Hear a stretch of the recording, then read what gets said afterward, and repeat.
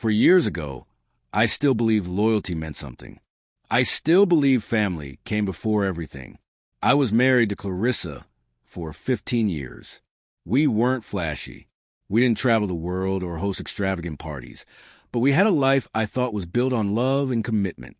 I worked as a regional logistics manager for a supply chain company. Nothing exciting, but it paid the bills, gave us stability, and allowed the occasional weekend trip. Clarissa worked part-time at a boutique. We were comfortable, or so I believed. When I met Clarissa, she had a 3-year-old daughter, Chloe. Her biological father had abandoned her before she was even born. I stepped into that role without a second thought. I was there for every scraped knee, every school play, every fever night. I coached her soccer team when no one else would. I never once called her my stepdaughter. She was mine. At least, I thought she was. Fast forward to our 15th wedding anniversary. I planned a surprise dinner at the same restaurant where I proposed. I even bought Clarissa a necklace. Simple, elegant, meaningful. I came home early to surprise her. Her car was already in the driveway. I walked into the house, and laughter echoed from the bedroom. At first, I thought she was on the phone. But when I opened the door, there she was, naked in bed with a man who looked barely 25. I was 44. He looked like someone who should be delivering pizza, not wrecking my life. Clarissa didn't scream. She didn't cover herself. She just looked at me and said, "I was going to tell you." I didn't scream either. I didn't throw anything. I walked out, sat in my car, and stared at the steering wheel for what felt like eternity. The next day, she tried spinning it, said our marriage had been dead for years, that I was emotionally unavailable, that it was just a mistake. Classic deflection. I stayed calm. I told her I was filing for divorce. No rage, just finality. Then Chloe called. She was 18, getting ready for college. I expected confusion, maybe sadness. Instead, she hit me with pure venom. "You're being selfish," she said. "You're tearing this family apart because Mom made a mistake. I thought you loved us." Us. That word cut deeper than anything. I raised her. I sacrificed for her. I never saw her as anything but my own. And in a single breath, she threw me out her heart like I never mattered. I didn't fight. I didn't argue. I told her, good luck in college. Then I called my attorney. The following week, I terminated my parental rights. I wasn't her biological father. They made it clear I wasn't part of their future, so I gave them exactly what they wanted. I moved out, rented a modest apartment downtown. I joined a gym, lost 30 pounds, focused on myself for the first time in years.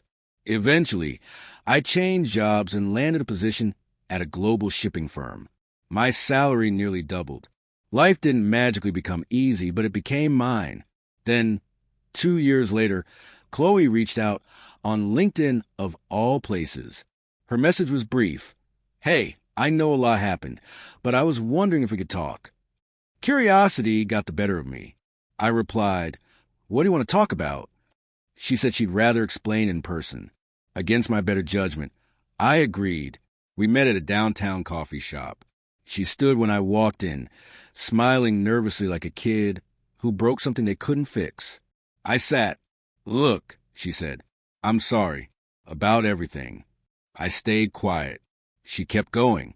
Told me about the man Clarissa left me for, Brandon. He used her, cheated on her multiple times, including with a girl Chloe's age. He left within 6 months. Clarissa spiraled, lost her job, started drinking. Chloe picked up a part-time job while attending school just to keep the lights on. Then came the real reason she reached out. "I need help.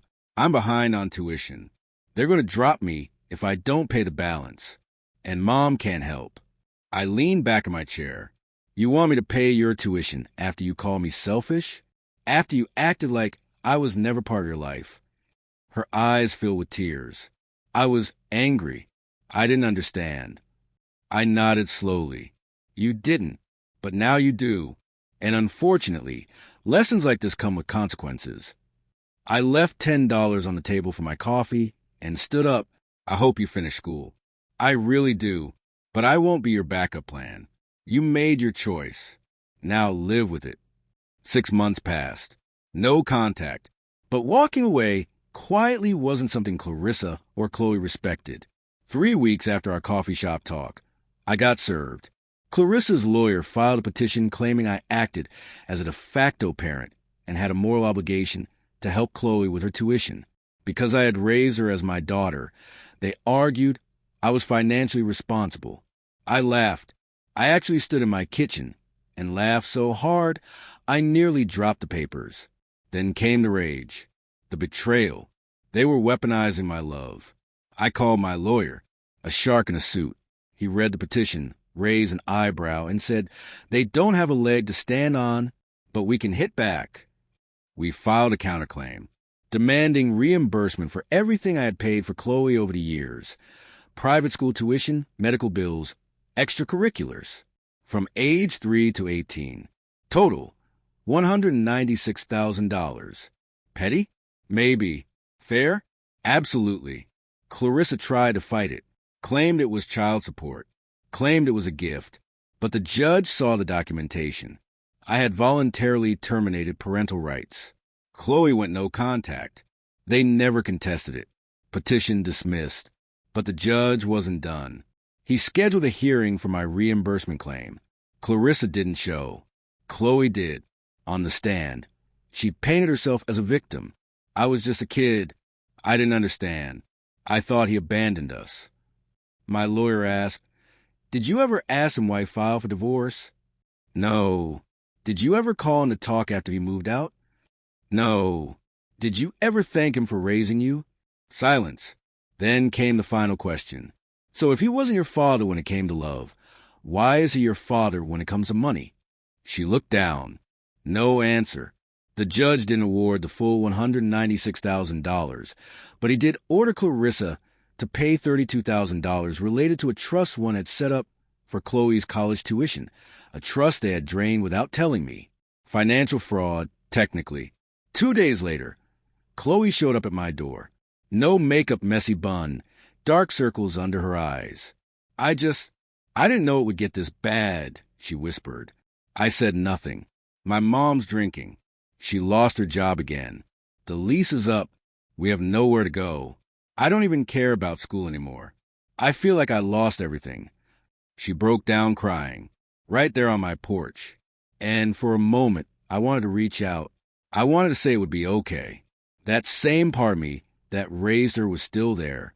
But I remembered being called selfish. I remembered being erased. I remembered the courtroom. So I told her the truth. I was never the one who left. "But I'm not the one you need anymore." She begged.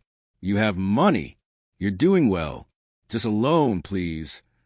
I shook my head. "I didn't walk away to punish you. I walked away because you showed me I was never really part of your family. Now I'm protecting my peace. You should protect yours, too. But it starts with taking responsibility." I handed her a card.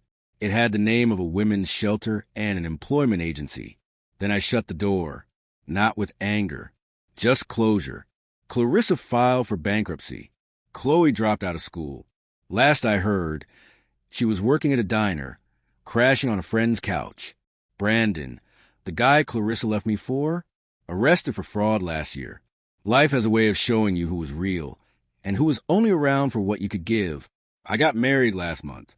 Quiet ceremony. No drama. Just love and peace.